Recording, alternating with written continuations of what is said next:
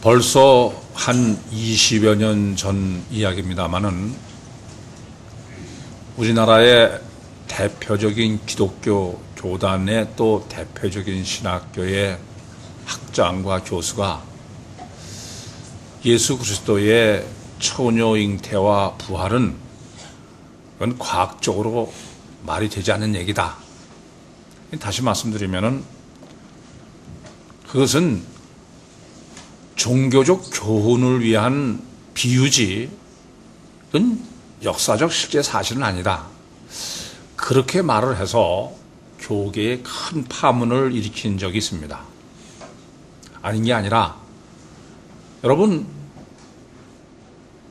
처녀 잉태나 또는 죽은 지 사흘 만에 부활한다는 사실이 역사적, 과학적으로 사실이라고 말할 수 있습니까? 아니, 잉태가 되는 것은, 육체 잉태는 당연히 남녀의 결합에 의해서 그렇게 태어나게 되어 있는 거지, 처녀 잉태로 태어날 수 있습니까? 또, 사람이 죽어가지고 4분 이내에 회생했다면 모르지만, 사흘 후에 도로 살아났다, 부활했다. 그게 과학적으로 말이 되냐 하는 겁니다. 어느 누구한테 물어봐도 그것은 과학적으로 설명할 수 없는, 과학적으로 설명할 수 없다는 것은 그건 역사적 실제 사실이 아니고 비유다, 그런 말이 될 것입니다. 그러나 우리가 조금 더 깊이 생각해 볼 문제가 있습니다. 과학이라는 게 뭡니까? 사실은 우리 사람들이 그렇게 찰떡같이 믿는 과학이란 결과를 기준으로, 결과를 중심으로 그렇게 원인을 규명하고자 하는 것이 인본적 과학인 것입니다.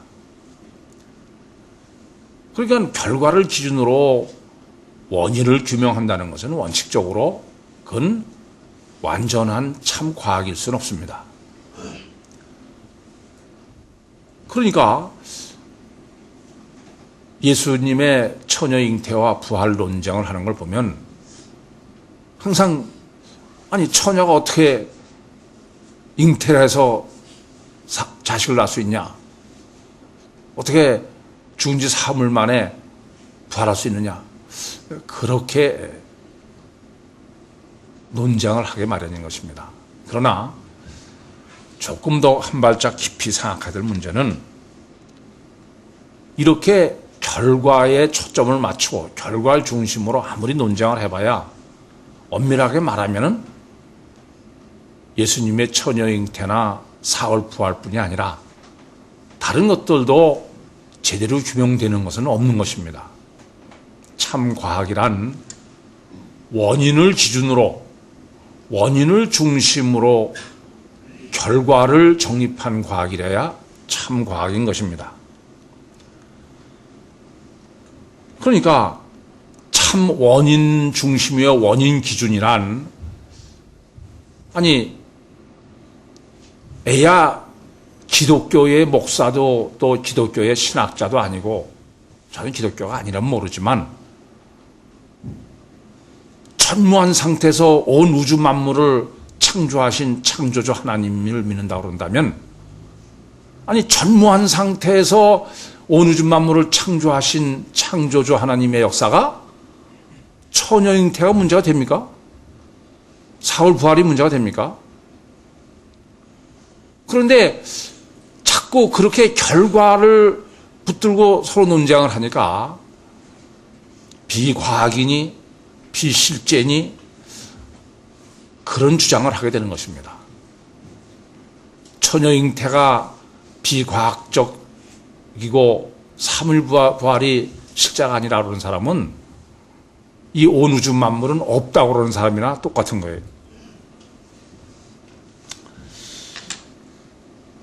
분명한 사실은 하나님은 예수 그리스도를 처녀로 잉태케 하셨습니다. 근데 사실 제가 그 처녀 잉태론을 좀 생각하면은 진짜 고민하고 생각할 것은 제껴놓고 딴 데서 고민하는 데고 논쟁을 벌이는 데에 심각한 문제가 있다고 여겨집니다. 지금까지 말씀드린 것처럼 뭐 처녀 잉태가 역사적 사실이냐 아니냐, 과학적이냐 아니냐, 그건 제가 저거로 말씀드린다면 그건 아예 논쟁의 대상이 되는 주제가 아니에요. 우리가 오히려 고민을 해야 될 문제는 왜 하나님께서는 처녀로 잉태케 하셨나? 왜 하나님이 우리를 구원하기 위해서 이 땅에 오시는, 육신 입고 오시는 메시아인 예수 그리스도가 처녀에서 잉태되셔야 되느냐 하는 문제입니다. 왜 꼭 그것이 필요하냐는 거예요. 아니, 전능하신 하나님이면은 공중에서 그냥 강림하시면 되잖아요. 그렇지 않습니까? 제가 고민은 왜 하나님은 꼭 처녀에게 잉태케 하셔가지고 쓸데없는 자꾸 논쟁을 하게 하실까? 사실 우리 기독교 신앙에 있어서 예수 그리스도의 처녀 잉태론을 올바로 정립하지 못하면은 그건 올바른 기독 신앙을 정립할 수가 없습니다. 그래서 사실 오늘 본문은 기독 신앙에 있어서의 아주 절대적인 귀한 말씀입니다. 지난 주간에 이어서 이 주간의 본문도 사실은 복음서의 서론에 해당되는 부분인데,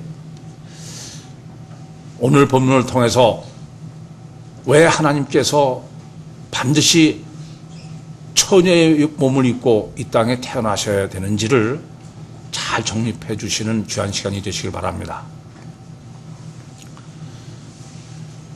우선 처녀 잉태라는 것은요, 우리가 먼저 생각해야 될 점은 하나님의 속성에 모순된다는 걸 아셔야 됩니다.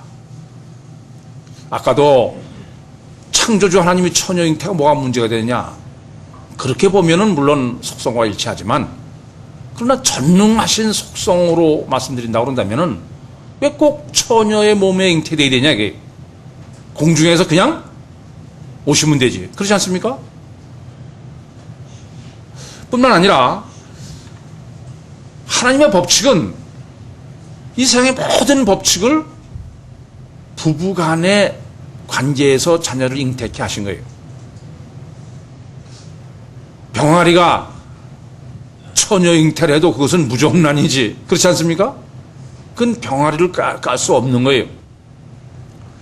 하나님의 법칙은 절대로 이 세상에 어디도 처녀 잉태케 하신 게 하나님의 법칙이 아니라는 말씀입니다.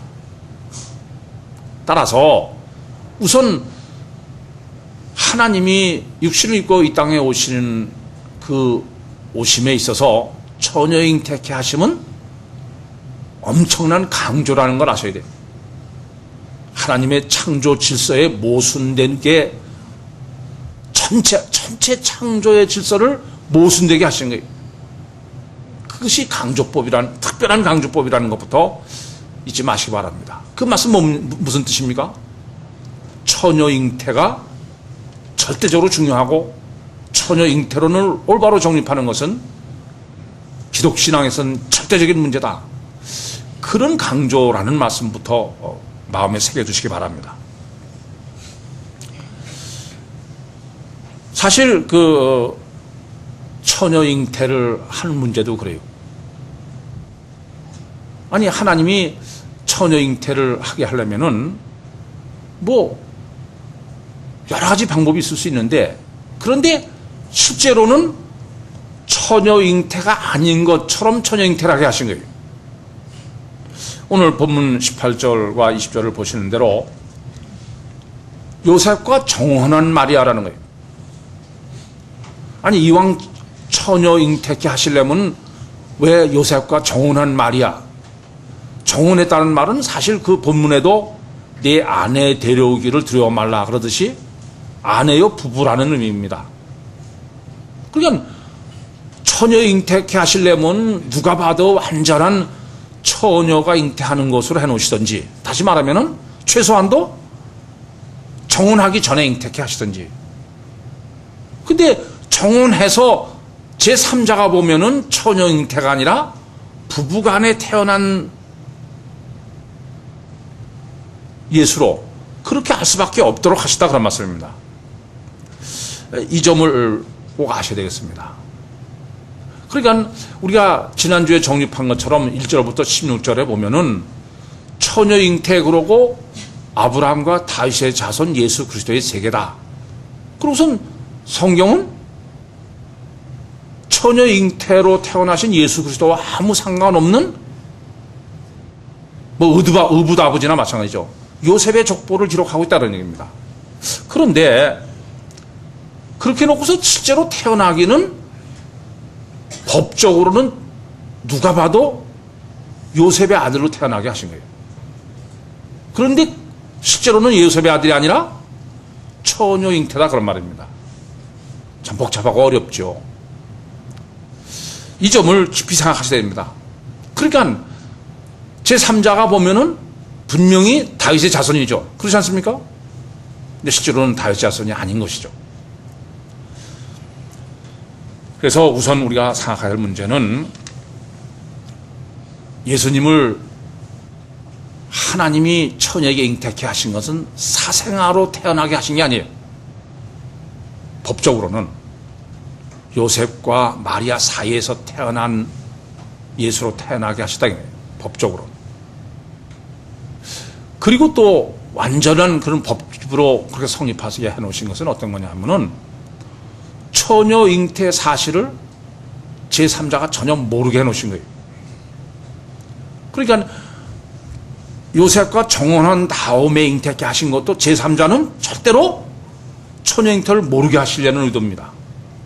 사실 예수 그리스도께서 마리아의 처녀에게 잉태되었다는 사실을 알 수 있는 것은 마리아 자신밖에 몰라요. 그리고 본문 요셉도 어떻게 아냐 하면은 요셉이 안 게 아니에요. 그건 하나님이 역사하셔야만 알 수 있다고 합니다. 그리고 성경만이 그렇게 기록하는 거예요. 여러분, 이전부터 아주 바로 아셔야 되겠습니다. 그러니까 하나님께서는 육신을 입고 이 땅에 오시는 것을 공개적으로 알지 못하도록 사람들이 모르게 오신다는 점을 잊지 마셔야 돼. 알게 오신 게 아니에요. 조금 전에도 말씀드린 것처럼 알게 오시려면 공중에서 강림하면 돼. 마태복음 24장에 예수님께서 다시 오실 때는 어떻게 오세요? 오신다고 미리 나팔을 불고 뭐 세상 사람이 다 본 게 그렇게 오시는 거예요. 그게 재림입니다. 그런데 초림은 전혀 틀려요. 아무도 모르게. 그것이 바로 처녀 잉태의 첫 번째 하나님의 의도예요. 이 사실은 앞으로도 여러분들이 예수 그리스도를 이해하시고 성경을 이해하시는데 대단히 중요합니다. 꼭 아셔야 될 것은 처녀 잉태케 하신 하나님은 제3자로서는 하나님의 역사 없이는 누가 봐도 처녀 잉태로는 알 수 없도록, 다시 말하면 메시아로는 알 수 없도록, 그냥 요셉의 아들로만 알 수 있도록 그렇게 오셨다는 사실을 잊지 마셔야 됩니다. 문제는 여기 있습니다. 그렇다면 하나님의 육신을 입고 이 땅에 오시는 것을 알 수 있는 길은, 유일한 길은 하나님의 역사밖에 없는데, 그럼 왜 꼭 처녀에게 잉태되어야 되냐 이게. 아니, 어떤 부부 사이에서 7째 아들이 하나님이 육신을 입고 오신 것이다, 하나님이 그렇게 역사하시면 될 수 있어요, 없어요? 어차피 하나님이 역사하셔야만 아는 거니까. 우리는 처녀 잉태 하셨다 그러니까 뭐 제3자가 딱 보면 아는 것처럼 생각하는데 그건 전혀 아니다 그럽니다. 그러면 하나님께서는 어차피 하나님의 역사로만 메시아임을 알 수 있게 하셨으면은 그럼 뭐 일곱째 아들이면 어쩌고 부부간에 태어나면 어쩐데 꼭 처녀 잉태케 하셨냐 하는 점인 것입니다. 물론 이 점은 하나님께서 수천 년 동안 이스라엘 백성에게 약속하신 메시아여 그리스도에 의한 구원을 성취하기 위한 것입니다. 그런데 하나님께서 약속하신 메시아 그리스도의 구원이 오늘 21절에 보시는 것처럼 자기 백성을 저희 죄에서 구원하신다는 거예요. 사실 우리는 이 본문 21절을 아무렇지도 않게 읽지만 이것은 사실은 여러분들이 구약성경부터 쭉 하나님이 메시아에 의한 구원의 약속을 보시면은 그것과는 상당히 차이가 있다는 점을 발견하셔야 됩니다. 그건 뭐냐 하면은 하나님이 구원하시겠다고 약속하신 것은 사실은 죄에서의 구원이 아닙니다. 고난에서의 구원이에요. 그런데 지금 본문은 죄에서 구원이다 이겁니다. 그러니까 유대인들이 메시아 대망사상, 자기를 구원할 메시아를 기다리고 있는 메시아 대망사상은 신년의 복음으로 이사야서 61장에 정립해 주는 것처럼 포로된 자를 구원하고 억눌린 자를 구원하고 이렇게 고난에서 구원이지 죄에서 구원은 아닙니다. 그런데 오늘 본문은 죄에서 구원하실 메시아로 오셨다라고 기록하고 있는 것입니다. 그래서 이렇게 메시아로 오신 죄에서 구원하신 메시아가 구원하는 것을 기독교는 바로 메시아의 구원의 성취를 죄에서 구원인데 예수님께서 성찬식에서 친히 말씀하신 것처럼 많은 사람의 죄를 위해서 피를 흘리셔야 된다고 말씀하셨고 또 실제로 십자가에서 피 흘려 돌아가셨기 때문에 그래서 보혈이라는 예수 그리스도께서 하나님이 육신을 입고 이 땅에 오신 것은 보혈의 피로 우리를 죄를 사해 줌으로 구원을 얻을 수 있다는 once for all이라는 그런 기독교적 신학이 정립되게 된 것입니다. 영락없죠. 틀림없지 않습니까? 분명히 본문에 보시는 대로 죄에서 구원한다고 하고 예수님이 많은 사람의 죄를 위해서 피를 흘리셔야 된다고 말씀하셨고 또 십자가의 십주로 피 흘려 돌아가셨으니까. 그래서 예수께서 모든 사람의 죄를 대속하기 위해서는 예수님의 피가 보혈의 피 정결해야 된다, 깨끗해야 된다, 흠이 없어야 된다. 당연한 논리 아니겠습니까? 그러면 어떻게 인간에게서 태어나신 예수 그리스도가 흠이 없는 정결한 육신을 가진 분이냐? 그러기 위해서는 하나님께서 바로 처녀 잉태케 하셨다는 얘기입니다. 그러니까 정결한 처녀에게 정결에 초점이 있다는 얘기죠. 흠이 없는. 그래서 무만 정결의 피를 위해서 처녀 잉태로 해석하기 때문에 그래서 천주교의 영원한 동정녀 마리아라는 논리가 성립하게 되는 것입니다. 그러니까 영원한 동정녀 마리아라는 의미는 뭐가 됩니까? 마리아는 흠이 없는. 그래서 천주교는 신부나 수녀님들이 독신으로 지내는 것은 부부로 결혼하는 것은 정결하지 않고 죄니까 그래서 예수 그리스도처럼 아니 마리아처럼 그렇게 신부와 수녀는 독신으로 지내는 것입니다. 피복음적 논리가 처녀 잉태론으로 정립한 것이 틀림없지 않습니까? 그런데 우리가 조금 더 생각해야 될 문제가 있습니다. 지금 본문이 예수 그리스도께서 처녀 잉태하신 것을 그냥 예수 그리스도는 처녀로 잉태했다, 에서 잉태돼서 태어났다, 그렇게 말하는 게 아니에요. 22절에 보시는 것처럼 선지자에게 말씀하신 것을 그대로 이룬 것이라고 말씀합니다. 다시 말씀드리면은 이사야서 7장 14절에 하나님께서 약속을 하시는 거예요. 처녀가 잉태하여 아들을 낳으리니 그 이름을 임마누엘이라 하리라. 그러니까 지금 본문에서 처녀가 잉태한 사실을 정립하려면은 그것은 이미 선지자에게 약속하신 이사야서 7장에서 정립을 해야만 본문에서 처녀 잉태로 출생하신 그리스도가 어떤 분인지가 정확하게 정립이 된다, 그런 말씀인 것입니다. 이사야서 7장 14절에 처녀가 잉태하여 아들을 낳을 것이요 그 이름을 임마누엘이라 하리라.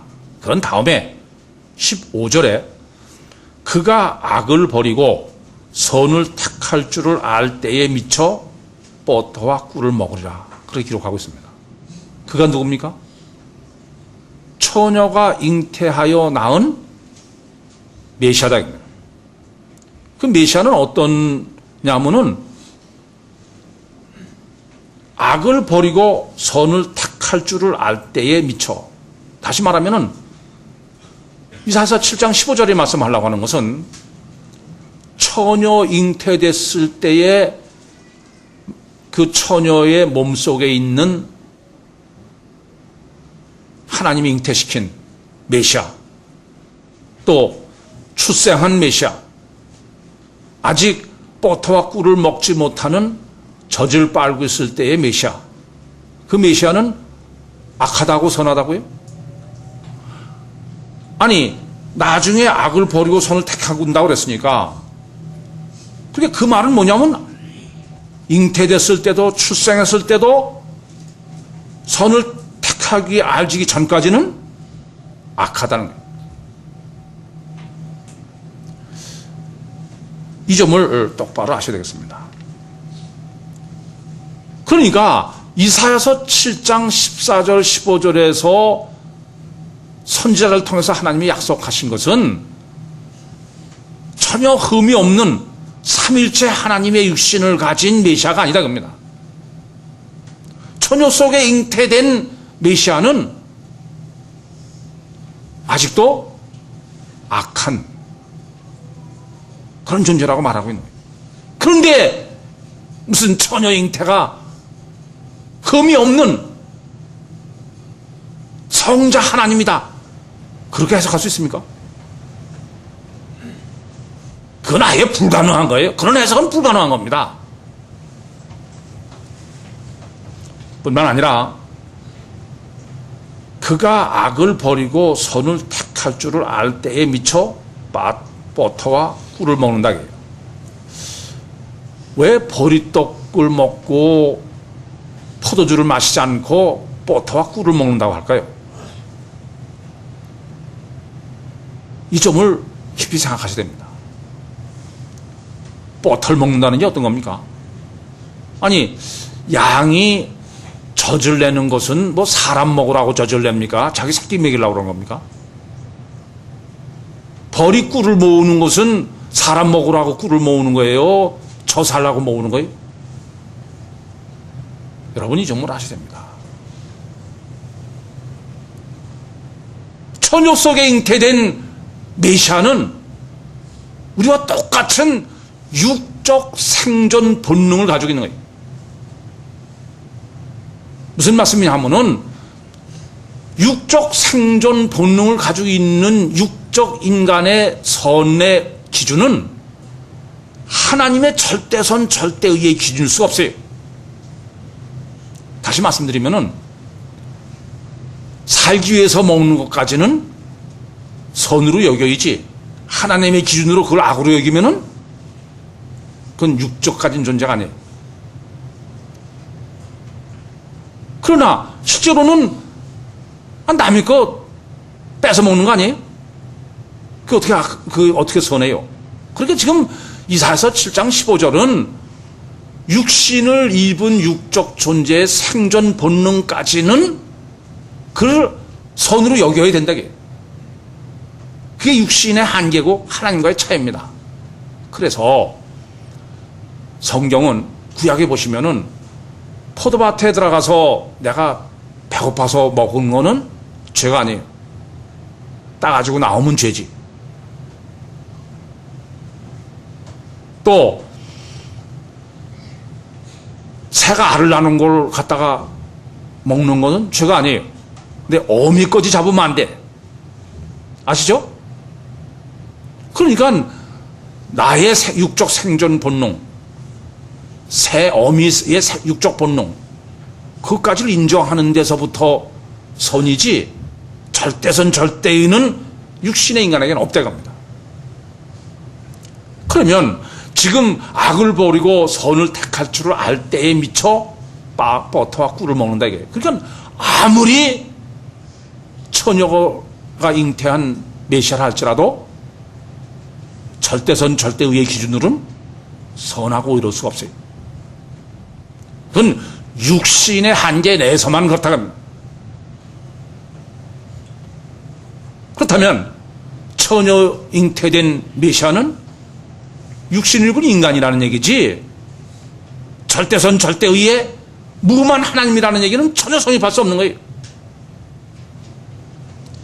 이 점을 바로 아셔야 되겠습니다. 그렇습니다. 예수님 자신도 먹기를 탐하고 포도주를 즐긴다 그러시지 않습니까? 우리는 근데 자꾸 무슨 아주 절제하고 그런 것이 예수 그리스도로 아는 거예요. 침례요한 같은 사람을 오히려 더 메시아로 여기는 심각한 문제가 있다는 말씀입니다.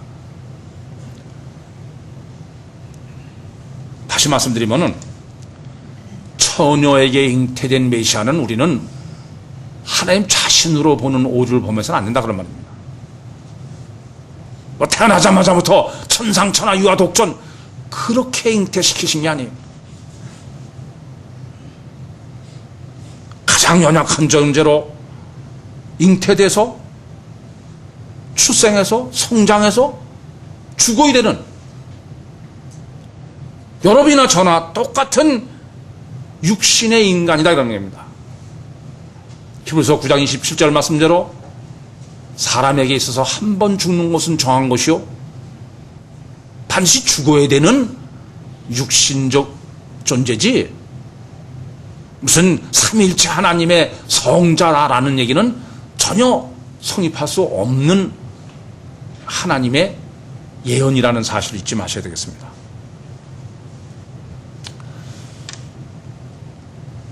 그러므로 우리는 처녀 잉태됐고, 그러니까 뭐 그저 무조건 몸 자체도 성자 하나님이다, 그런 오류를 보면서는 안 됩니다.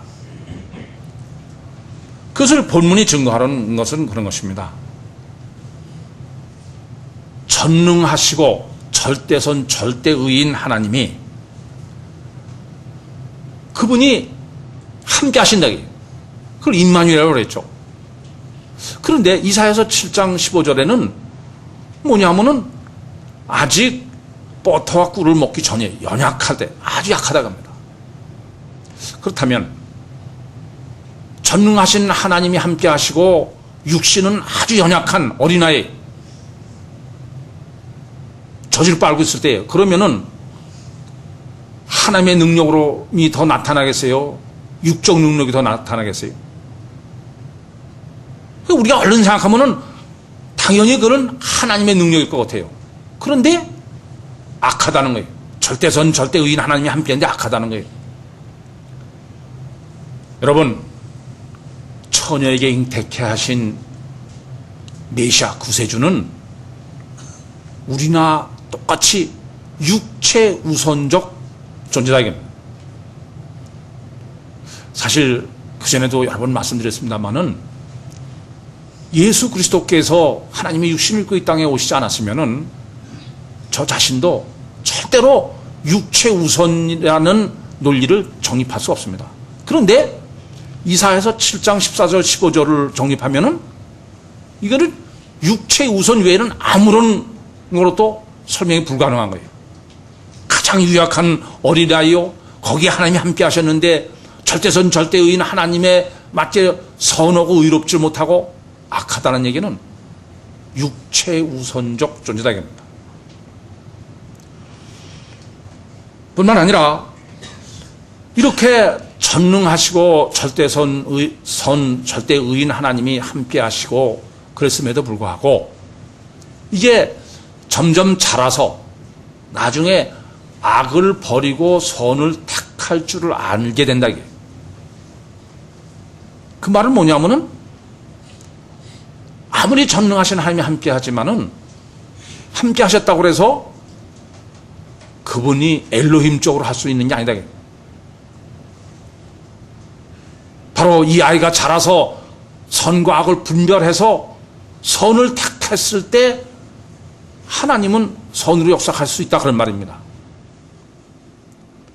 그러니까 인격적 관계가 절대적인 존재로 그렇게 처녀 잉태하신 성육신 하나님은 설계되었다 그런 말입니다. 요약하면 그렇습니다. 이사야서가 정립하고 본문에서 우리가 정립해야 되는 성경적 메시아요 하나님의 육신을 입고 이 땅에 오신 분이라는 분은 육체가 절대적인 육체 우선적인 성전 안에 전능하신 하나님이 내주에 계신 그것을 임마누엘이라고 그런 거예요. 이 점을 바로 아셔야 되겠습니다. 그러니까 예수님은 우리가 보기에는 한 분이지만 실제로는 두 분이에요. 완전한 인간과 그 전혀 인간하고는 다른 하나님.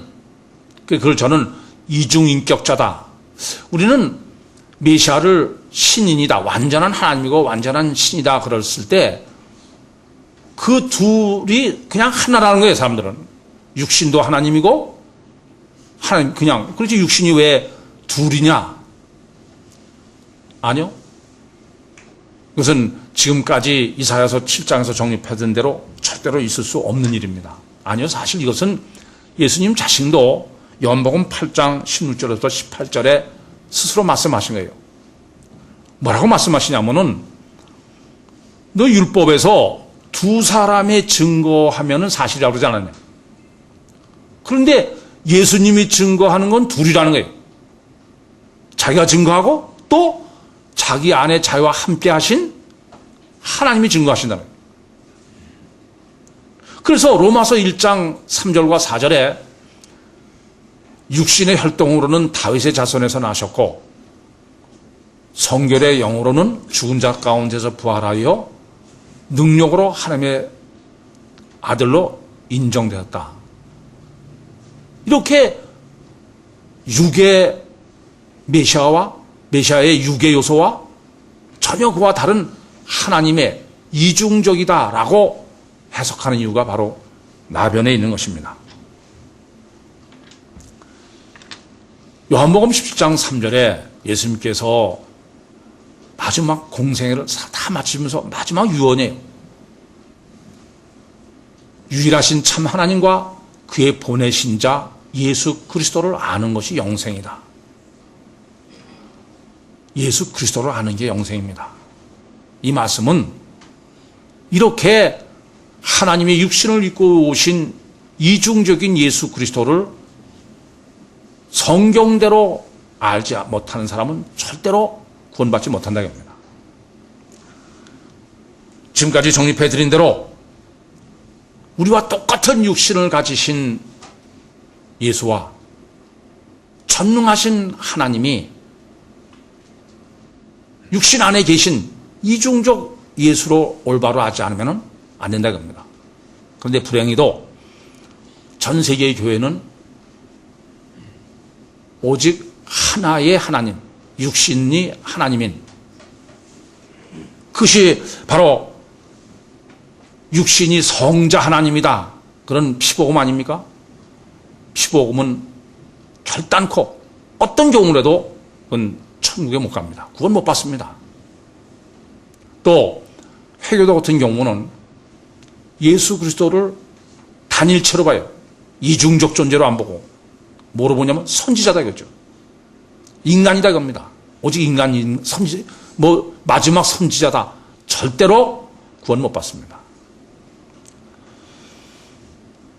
사실 우리가 예수를 믿고 오직 예수라고 하면서 성경적으로 정확하게 하나님이 육신을 입고 이 땅에 오신 예수 그리스도를 정립하지 못하면서 예수를 믿는다는 점은 이건 참 너무나 어처구니가 없는 넌센스라고 그렇게 말해서 드릴 수가 없습니다.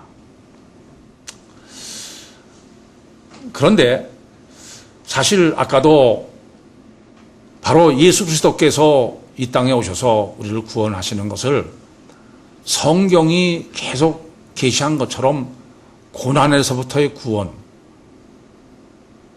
다시 말하면은 메시아 대망 사상으로 그렇게 표현하지 않고 21절에 자기 백성을 저희 죄에서 구원한다 라고 했기 때문에 지금 같은 전혀 성경적이 아닌 예수 그리스도를 정립하고 성경적이 아닌 복음이 구원론으로 둔갑해서 전 세계의 기독교를 지배하고 있게 됐는데 그것은 본문의 의도를 너무 잘못 알고 있기 때문에 그렇습니다.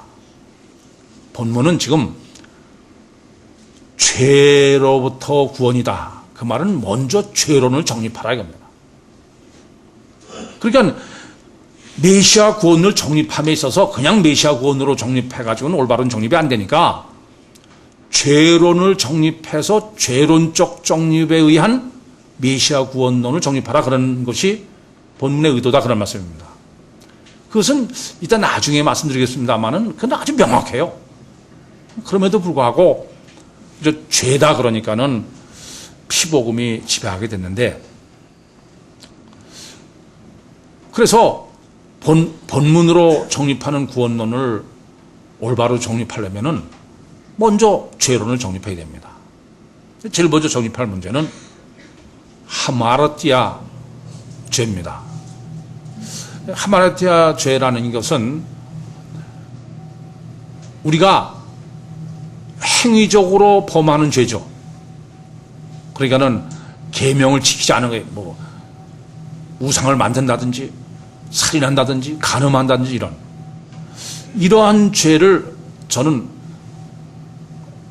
오늘 정립하면 용어를 하마르티아다 그렇게 말씀드리는데 일반적으로 제가 보통 종교적 죄다 그렇게 말씀드리는 것입니다. 근데 이 죄는 우선 이와 같은 그 행위적 죄를 똑바로 아셔야 되는 것은 이거는 우리 육신의 인간이 범하는 죄 중에 최종적인 결과의 범죄, 결과죄다 이겁니다. 그렇지 않습니까? 최종적인 거예요. 속으로 무슨 생각을 하든 간에 어쨌든 겉으로 최종적으로 범한 죄예요. 살인을 했든 간음을 했든 우상을 만들었든 그렇지 않습니까? 그런데 이렇게 최종적인 결과죄는 그게 결과니까 그 죄는 되돌릴 수가 없어요. 회복이 안 된다 겁니다. 엎지른 물은 주워 담을 수 없다라는 말처럼. 그래서 우선 사람들이 이와 같이 종교적 죄요 하마르티아에 심각하게 고민하는 것은 그건 죄를 저지르면 도로 보상이 안 돼서 그래요. 할 수가 없어요. 죄 져서 무슨 벌금을 내고 무슨 다른 걸 한다고 해서 그게 실제로 제대로 보상이 되는 겁니까? 원칙적으로는 그건 보상이 전혀 안 되는 것입니다. 우선 시간적으로 과거지사예요. 예컨대 가장 극단적인 예로 사람을 죽였다 이거예요. 그 사람 죽어서 없어요. 그러면 그 죄를 무슨 방법으로 보상할 수 있어요? 무슨 방법으로 도로 회복시킬 수 있습니까? 그래서 사람들이 하마르티아를 끔찍하게 여기는 것은 이것은 회복이 불가능한 죄이기 때문에 그래요. 죄를 범한 이상은 다시는 회복이 안 된다는 겁니다. 그래서 이 죄의 문제는 그 다른 게 없어요. 이와 같은 하마르티아에서의 구원은 죄를 사해 주는 수밖에 없어. 회복이 불가능한 거니까. 그래서 성경이 이와 같은 회복이 불가능한 하마르티아에 대한 구원은, 그로부터의 자유는, 그는 메타노예요. 후회하는 거예요. 회개하는 거예요. 회개하고 속죄밖에 없다. 하나님이 죄를 사해 주시는 일밖에 없어요. 그런데 이와 같은 결과적인 죄를 짓게 된 원인죄, 그게 뭐냐면 파라피토입니다. 로마서 5장 14절에 기록한 건데, 아담의 지은 죄를 우리는 보통 원죄다, 그 말도 일리가 있어요. 그건 뭐냐면 행위죄의 원인이 되는 죄다 이겁니다. 하나님을 떠난 죄예요. 제1계명을 범한 죄예요. 사실은 이와 같은 파라피토의 죄요, 제1계명 죄 때문에 다른 모든 행위의 결과적 죄가 발생하게 마련임에도 불구하고 이 원인죄에 해당하는 파라피토는 회복이 가능해, 불가능해? 회복이 가능한 거예요. 왜요? 하나님한테 돌아가면 되니까. 그래서 그것을 메타노에오라는 것을, 그것은 턴어겐, 아담과 하와로부터 시작된 하나님을 등지고 떠났던 인간이 바로 다시 하나님께 되돌아가기 위해서 돌아섰고, 그 돌아선 메타노에에 하나님이 임마누엘 함께 하시는 것이 구원이다 이겁니다. 그래서 예수 그리스도께서 우리의 죄를 위해서 구원하시기 위해서 이 땅에 오신 것은, 예수님 자신이 마태복음 26장 28절에 많은 사람의 죄를 사하기 위해서 흘리는 바 언약의 피, 곧 나의 피, 곧 언약의 피다. 물론 하나님, 예수님께서는 우리가 행위적으로 범한 죄, 결과적 죄도 십자가에서 우리를 죄를 지고 돌아가셨어요. 요한복음 1장 29절 말씀처럼 세상 죄를 지고 가는 하나님의 어린 양을 보라. 그러나 똑바로 아셔야 될 것은, 그것은 어디까지나 언약의 피지, 예수님 육신 자신이 흠이 없는 삼일체 하나님의 보혈의 피기 때문에 우리 죄를 사함 받은 건 아니다 이겁니다. 그래서 죄에서 구원할 육신의 예수의 피는 하나님의 약속 때문에 우리의 모든 하마르티아를 사해 주신 거예요. 그런데 지금 본문에서 자기 백성을 저기 죄에서 구원한다, 그게 예수라는 거예요. 그런데 그 예수의 똑같은 다른 이름이 뭐냐면 임마누엘이다. 임마누엘. 다시 말하면은 자기 백성을 저희 죄에서 완전히 구원하신 예수님의 구원은, 본문이 직접적으로 표현하는 것은 하마르티아로 구원이 아니라 뭐로요? 파라피토제로부터의 구원이다. 이 점을 바로 아셔야 되겠습니다. 그러니까 예수 그리스도 자신이 임마누엘이실 뿐 아니라 임마누엘 한 사람이 구원이다 이겁니다. 참 이 임마누엘로는 대단히 중요한 게, 만약에 이 임마누엘을 지금 예수 그리스도에게 쓰이지 않고 그냥 임마누엘, 그래서 하나님 우리와 함께 하신다 그러면 우리는 하나님이 우리 몸 밖에 계셔도 함께 한 거 아니에요. 그죠? 그런데 예수님은, 메시아는 하나님이면서 인간이에요. 그럼 그때 임마누엘은, 하나님은 예수 그리스도의 몸 밖에 몸 아닙니까? 몸 아니다 이겁니다. 그래서 지금 하나님이 저와 함께가 아니에요. 너희와 우리와 함께. 모든 사람이 육체 안에 전능하신 하나님이 임마누엘 하심으로 우리를 구원하시는. 그래서 예수님은 둘의 이름 둘을 가지고 계신 거예요. 하나는 예수라는 자기 백성을 저희 죄에서 구원할 예수. 그리고 그 구원의 실제 방법으로는 임마누엘 하심으로 구원. 그러니까 예수라는 이름은 구원이 완성된 게 구원할 잘하는 것이고, 임마누엘은 구원이 이루어진 상태를 말씀하고 있는 것입니다. 그렇습니다.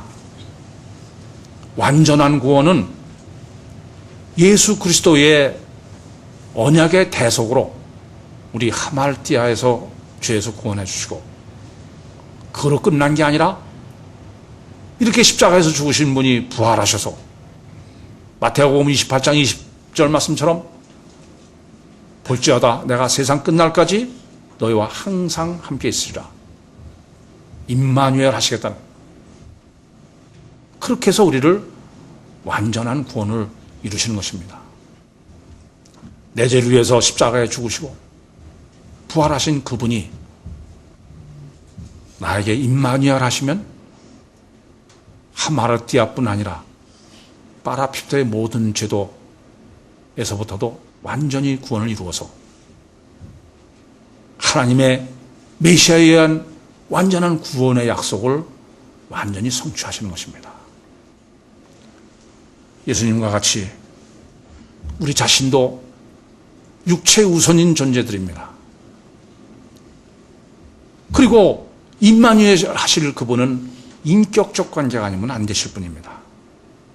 예수님은 대잉태될 때부터 임마누엘 하신 분이지만 우리는 임마누엘이 이루어져야 될 사람들입니다.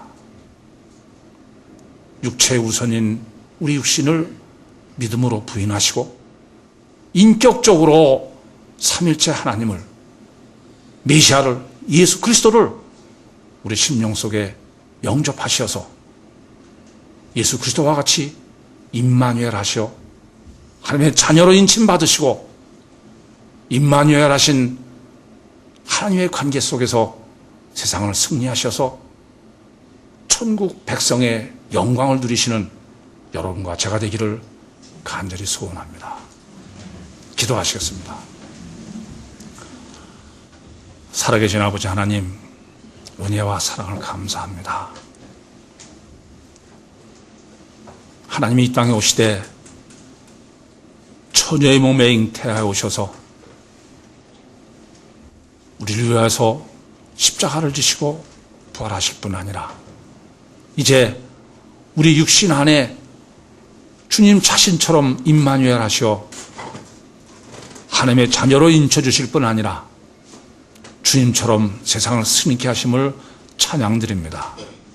이 놀라우신 은혜와 역사에 항상 거하게 하셔서 오직 그리스도로만 승리하게 하여 주시옵소서. 우리 주 예수 그리스도의 이름으로 기도하옵나이다. 아멘.